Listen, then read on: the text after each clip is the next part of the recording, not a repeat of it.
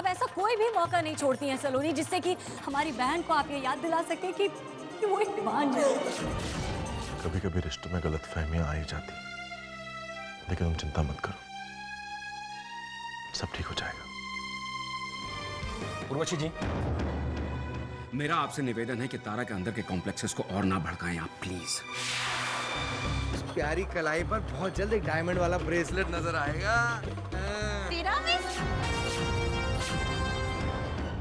ये इस घर से जुड़ा बहुत ही नाजुक मसला है। इसे घर वालों को खुद ही समझकर साफ करना होगा। जुम्मा को इतना महंगा ब्रेसलेट कहाँ से मिला? सलोनी जी, आपसे पूछ रहे हैं आप।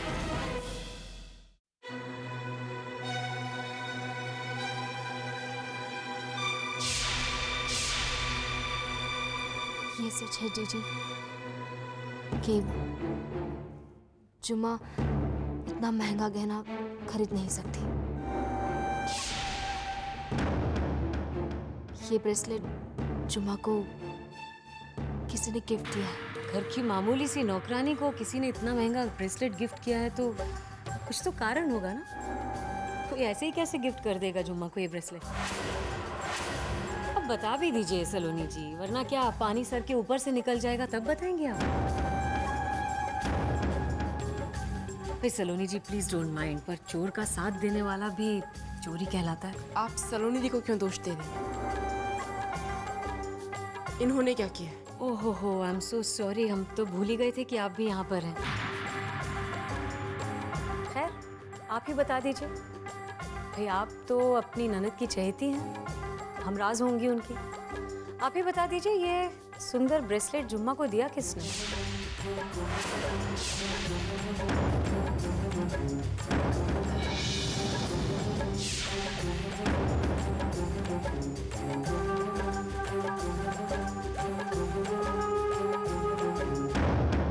धीर कवर साहब, धीर कवर साहब, धीर कवर साहब, धीर कवर साहब।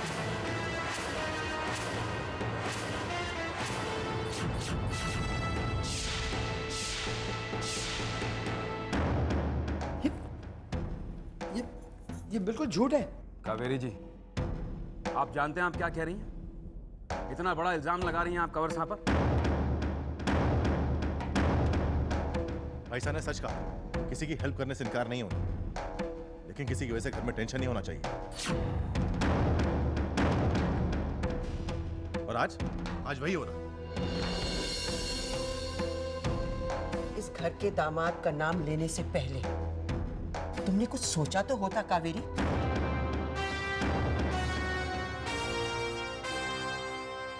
कावेरी ने जो कहा वो सच है।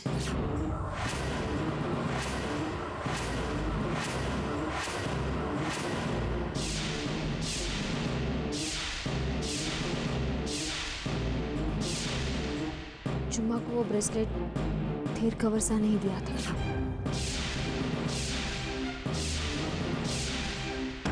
धीरसा ने ये ब्रेसलेट जुम्मा को ऐसे ही तो नहीं दे दिया होगा ना, कोई कारण रहा होगा। तो आप बता सकती हैं वो ब्रेसलेट क्यों दिया धीरसा ने?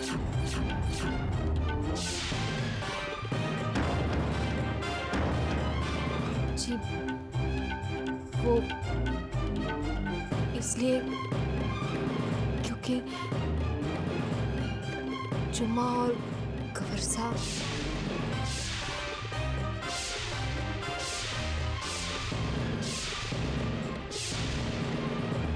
मेरा मतलब है कि दोनों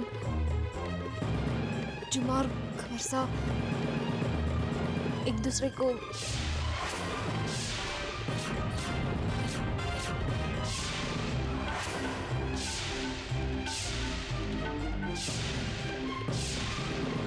सलोनी जी, आपको ये बात कब पता चली? जी मैं आपको भी आज सुबह ही पता चली ये बात? काफी दिनों से। इतने दिन से जानती थी तो अब तक बताया क्यों नहीं आपने हम लोगों को? वो इसलिए कि शिकायत करके मैं सबको परेशान नहीं करना चाहती थी।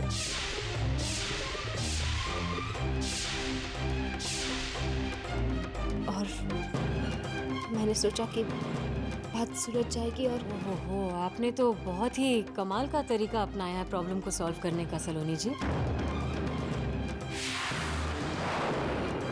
देख लिया आप सब लोगों ने, एक गलत कदम को अगर सही वक्त पर न रोका जाए तो उसका नतीजा क्या है?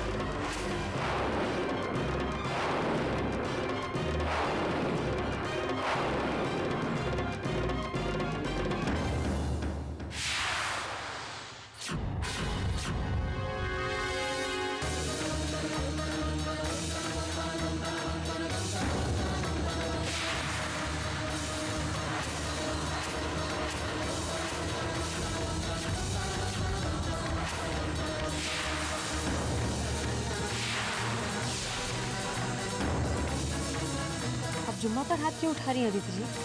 उसकी क्या गलती है?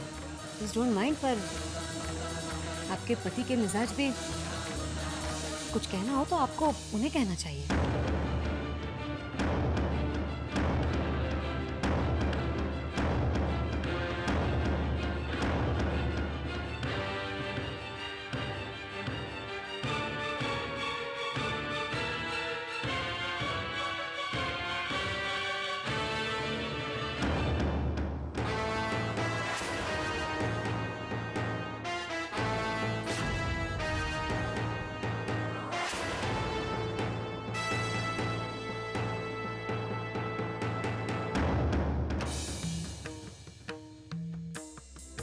हमने तुम्हारे आंसू और तुम्हारी मजबूरी देखकर तुम्हें इस घर में जगह दी, और तुम यहाँ से खुद जाओगी तो मैं तुम्हें धक्के मारकर बाहर निकालूंगा।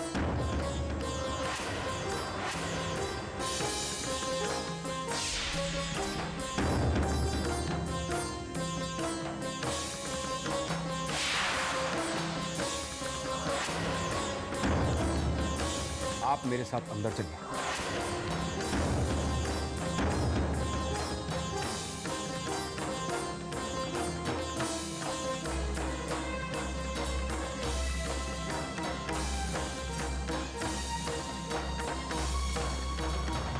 जब मैं झूठ बोलती थी तब भी लोग मुझसे नाराज होते थे। आज जब मैं सच बोल रही हूँ तब भी लोग मुझसे नाराज होते हैं। हे भगवान, ऐसा मेरे साथ क्यों हो रहा है?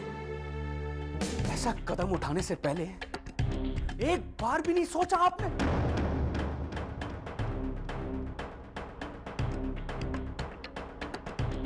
चलिए, इस परिवार का नहीं, कम से कम आपके अपने फैमिली का ख्याल तो किया होता। आपकी पत्नी, आपका बेटा, जब उन्हें पता चलेगा तो क्या महसूस करेंगे वो?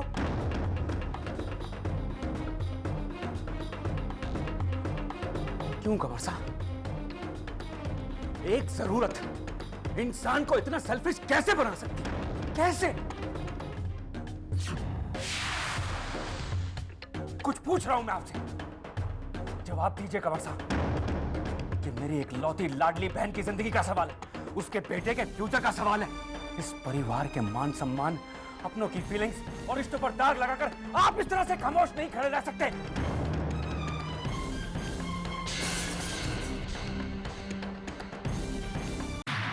मेरी बात का जवाब तो सुनो। तुम्हें इस बात का एहसास भी था कि तुम्हारी इस गलती ने मेरी बहन की जिंदगी में कितना बड़ा तूफान खड़ा कर दिया?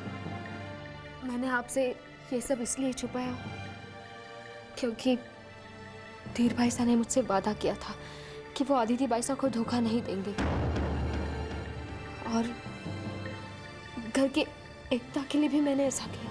खुद पर गुस्सा आ रहा है मुझे, मेरे बार बार कहने, रिक्वेस्ट करने के बावजूद कि हमारे बीच किसी बात का पर्दा नहीं रहना चाहिए, तुम अब भी कई बातें खुद तक ही रखती हो। मैं समझता था कि हम एक हैं, सोच से, आत्मा से, मन से, लेकिन नहीं। तुम्हारी इस हरकत ने मुझे ये सोचने पर मजबूर कर दिया है कि तुम आज भी मुझे अपना नहीं समझते। क्यों सर? क्यों किया तुमने ऐसा? मेरी बहन की जिंदगी बिखरती रही और मैं अनजान बना बैठा। तो क्या करूं मैं? कैसे संभालूं उसे, इतना तो बता दो मुझे। धीर कंवर साहब ने तो खैर बहुत बड़ी गलती की, कि तुम भी कम गुनहगार नहीं हो। मेरी बहन की जिंदगी पर जो इतना बड़ा पहाड़ टूटा, उसके जिम्मेदार तुम भी। ऐसे सर झुकाए खड़े रहने से कुछ नहीं होगा कंवर साहब। आप अपनी गलती मानते हैं या नहीं? क्या जवाब देंगे आप अदिति को, ईशान को? बोलिए, क्योंकि अगर आप में इतनी समझदारी होती तो ये नौबत नहीं आती। कुछ तो बोलिए। भाई साहब, उन पर चिल्लाकर नाराज होकर कुछ नहीं मिलने वाला, क्योंकि जैसी घटिया हरकत उन्होंने की है, कोई शब्द ना तो उनके किए को कम कर सकता है और ना ही हमारी बहन की तकलीफ को। कुंवर साहब, अपनी बहन के पति पर हाथ उठाना सीखा तो नहीं, लेकिन खुद अपने रिश्तों का अपमान करके शराफत और सम्मान की सारी हदें तोड़ दी हैं आपने। इसलिए आपके साथ वही होगा जो मेरी बहन को तकलीफ पहुंचाने वाले, उसके घर उजाड़ने वाले के साथ होना चाहिए। चलो चलो, तुम मेरे साथ चलो।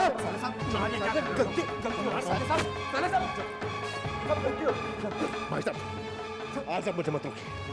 अगर ये आदमी एक पल के लिए इस घर में रहा ना, तो ये ऐसा ना हो कि मेरे हाथ खून हो जाएगा। चलिए आप। मैं इस गुनाह के लिए धीर को कभी माफ नहीं कर पाऊंगी, कभी नहीं। एक दूसरी औरत के साथ, वो भी एक नौकरानी के साथ, कैसे रिश्ता जोड़ सकते हैं माँ बाप? मुझे और ईशान को बिल्कुल भूल गए, जरा सा भी ख्याल नहीं रहा हमारा। शर्म आ रही है मुझे अपने आप पर कि मैं एक गिरे हुए इंसान की पत्नी हूँ।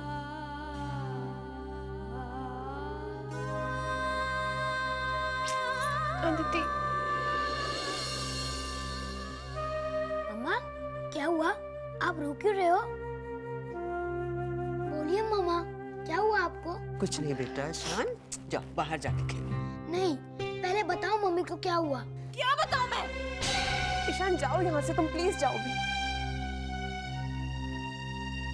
बस अदिति साहब, बस। मैंने कहा गलती हो गई। बेटा जो किया है ना, उसके लिए मैं आपको कभी माफ नहीं करूंगा। अरे जिसकी कैसे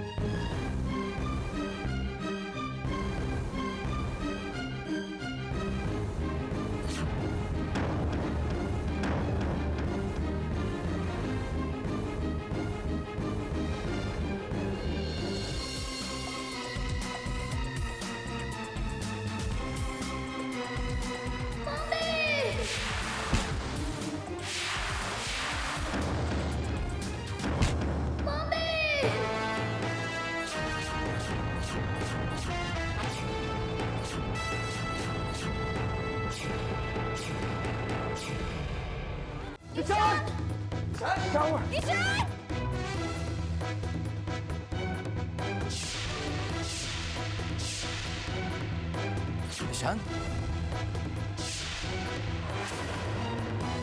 ईशान बेटा,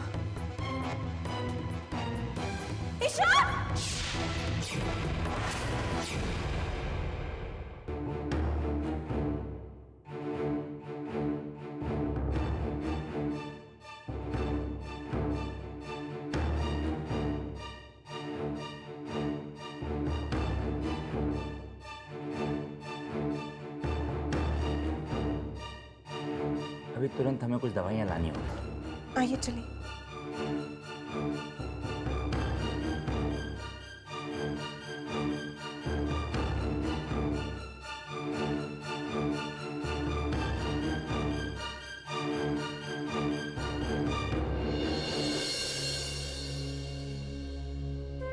भाई साहब, कुछ नहीं होगा ईशान को। ये मैंने क्या कर दिया सलोनी? अगर मैं ईशान पर इस तरह नाराज ना होती तो वो आज इस तरह। मैंने धीर का गुस्सा अपने बच्चे पर उतार दिया। अगर मैंने उनकी इस आदत को इग्नोर नहीं किया होता ना सलोनी, तो बात शायद इतनी आगे नहीं बढ़ती।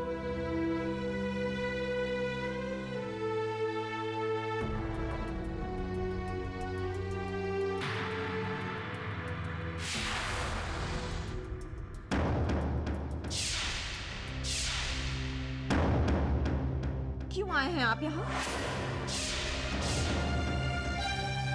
ईशान, चले जाइए यहाँ से। लेकिन अदिति, मैं नहीं चाहती कि आपका गंदा साया मेरे मासूम बच्चे पर पड़े। चले जाइए आप यहाँ से।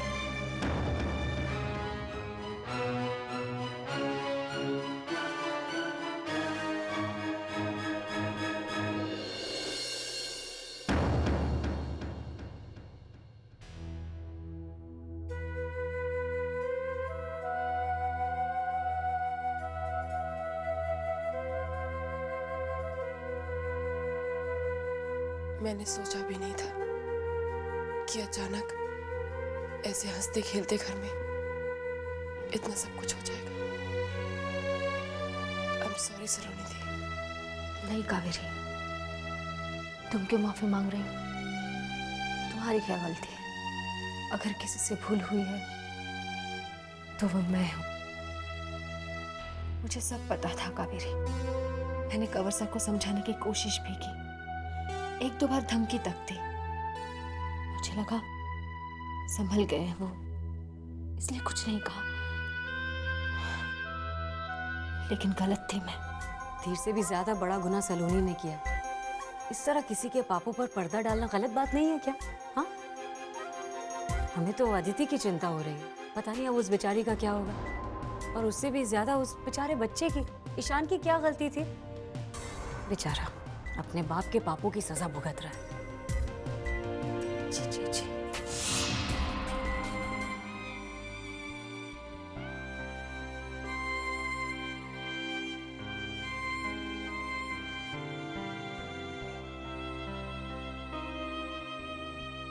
अच्छा सुनो, जन्माष्टमी है, पूजा की तैयारियां हो चुकी हैं। अब त्योहार के रूप में ना सही, लेकिन कृष्ण भगवान के जन्म पर उनका स्वागत तो हमें करना ही चाहिए। आ रही हो ना पूजा में? मैं आऊंगी बाबू।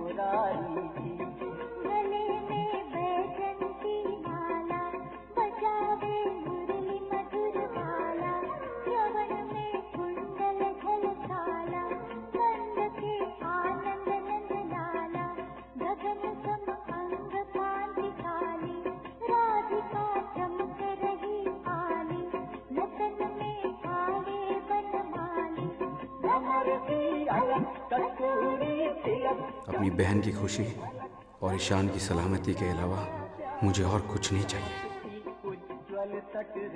इस घर की खुशी आपके हाथ में है भगवान। ईशान,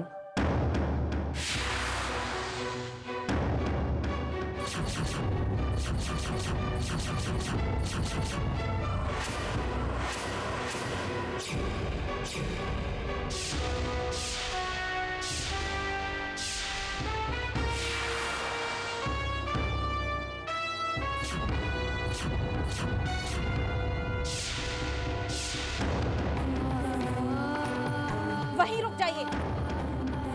ईशान के पास आने या उसे हाथ लगाने की हिम्मत भी मत कीजिएगा आप।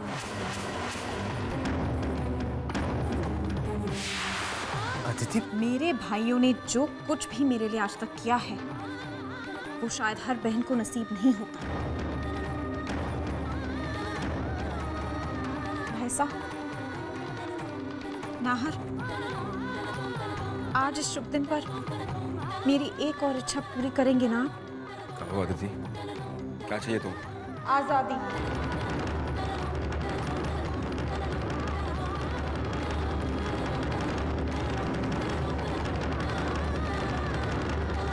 उस इंसान से जिसने पति पत्नी के रिश्ते का अपमान किया है।